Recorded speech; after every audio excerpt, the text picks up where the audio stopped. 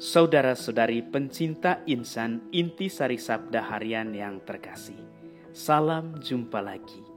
Hari ini Kamis 24 Juni 2021, kita merayakan kelahiran Santo Yohanes Pembaptis.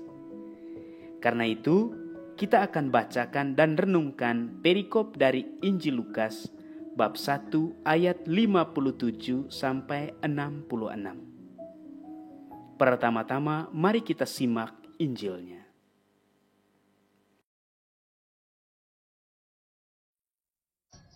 Kemudian genaplah bulannya bagi Elisabet untuk bersalin, dan ia pun melahirkan seorang anak laki-laki. Ketika tetangga-tetangganya serta sanak saudaranya mendengar bahwa Tuhan telah menunjukkan rahmat-Nya yang begitu besar kepadanya, bersukacitalah mereka bersama-sama dengan dia. Maka datanglah mereka pada hari yang ke-8 untuk menyunatkan anak itu, dan mereka hendak menamai dia Zakaria menurut nama bapaknya. Tetapi ibunya berkata, "Jangan, ia harus dinamai Yohanes." Kata mereka kepadanya, "Tidak ada di antara sanak saudaramu yang bernama demikian." Lalu mereka memberi isyarat kepada bapaknya untuk bertanya nama apa yang hendak diberikannya kepada anaknya itu.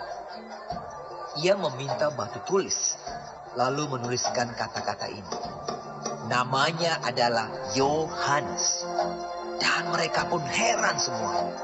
Dan seketika itu juga terbukalah mulutnya dan terlepaslah lidahnya. Lalu ia berkata-kata dan memuji Allah. Maka ketakutanlah semua orang yang tinggal di sekitarnya. Dan segala peristiwa itu menjadi buah tutur di seluruh pegunungan Yudea. Dan semua orang yang mendengarnya merenungkannya dan berkata, "Menjadi apakah anak ini nanti?" Sebab tangan Tuhan menyertai dia. Saudara-saudari pencinta insan yang terkasih, hari ini kita merayakan kelahiran Yohanes Pembaptis, pendahulu yang mempersiapkan jalan kedatangan Yesus Kristus. Kita tahu dia lahir dari pasangan Zakaria dan Elisabet. Nama Yohanes merupakan hasil dari sebuah penyingkapan ilahi kepada Zakaria ayahnya. Ketika nama itu tersingkap, maka mulut Zakaria yang sebelumnya bisu langsung terbuka dan berkata-kata sambil memuji Allah. Memang pribadi Yohanes Pembaptis sungguh istimewa. Tangan Tuhan menyertai dia. Baik Elisabet, Zakaria maupun Yohanes Pembaptis sendiri merupakan pribadi-pribadi istimewa di hadapan Allah. Tiga serangkai ini bisa juga diparalelkan keistimewaannya walaupun tidak selevel dengan tiga serangkai keluarga kudus dari Nazaret, Yesus, Maria, dan Yusuf. Pengalaman iman Zakaria dalam keluarganya menjadi cermin bagi semua keluarga kita di dunia ini. Di dalam keluarga, mereka mengharapkan kelahiran seorang anak.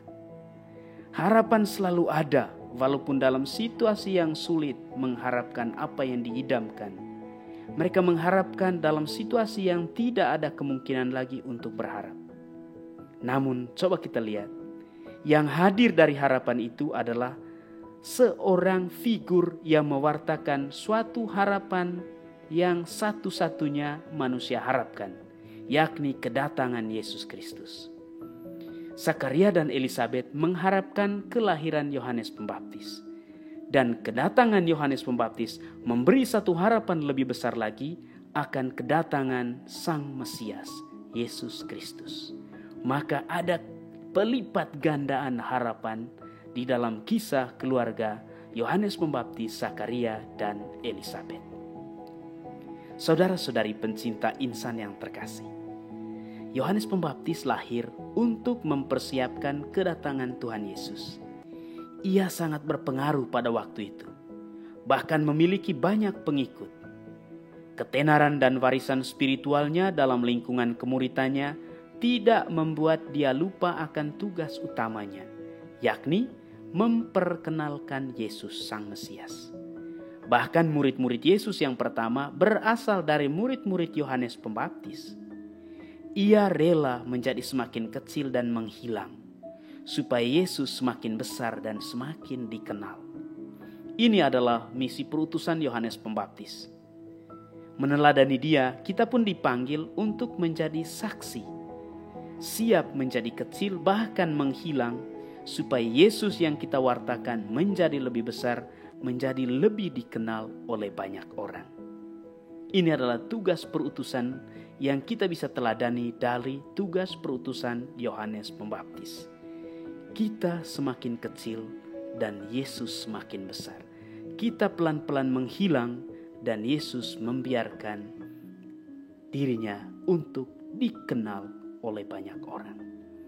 Saudara-saudari pencinta insan yang terkasih, sentuhan yang saya boleh tawarkan pada kesempatan ini dapat saya gariskan seperti ini. Seorang ibu yang sederhana pasti bangga akan keberhasilan yang diraih oleh anaknya. Dia tidak meminta gelar keberhasilan anaknya untuk disematkan pada dirinya atau untuk disematkan pada namanya. Tetapi dia bergembira dalam menikmati keberhasilan yang diraih oleh anaknya. Ini merupakan satu sentuhan yang bisa kita teladani dari figur Yohanes Pembaptis. Dia membiarkan Yesus semakin besar dan dia semakin kecil.